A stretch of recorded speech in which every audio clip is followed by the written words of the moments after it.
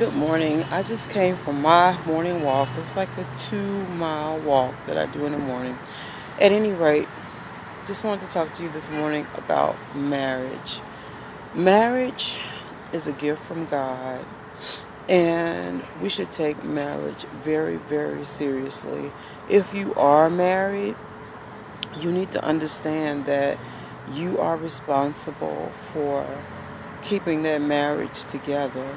And one point that I really want to make is that marriage is a responsibility, and there is so much beauty in marriage. And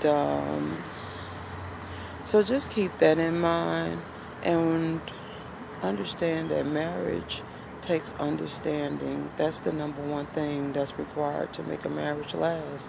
Understanding that you are married to an individual who has an individual mind, who came to this earth, came to be with their own gift, own talent, own plan.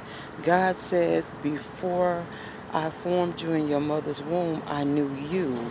So when you get married, you're marrying a person. You're not marrying an extension of you. You are marrying a person with individual thoughts, individual dreams, individual passions. And so we have to understand that. And then you two, that's why the Bible say, and those two become one, because you two have to figure out how to become one. And in general, all you have to do is let the other person be able to live out, their dreams, their passions, the things they desire to do in life, and you do the same.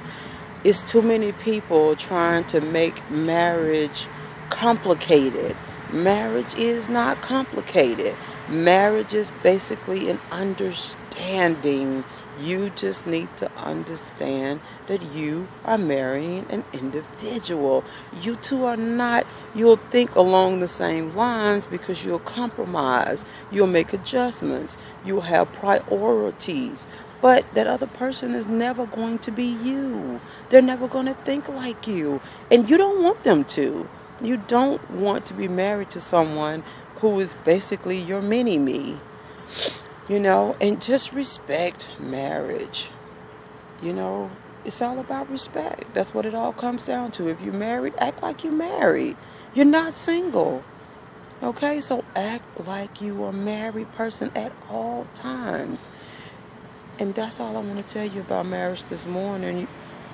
Just take marriage seriously. A lot of young people are afraid to get married because they see us do messed up stuff.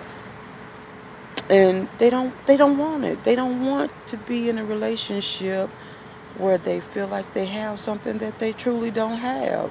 And a lot of us have shown them that marriage has no value. When you walk away from your wife, when you walk away from your husband, instead of you guys getting counseling, which is like the first thing you should do, get some counseling. But instead of that, you think throwing away your marriage, you think it's worth it for whatever you're going after?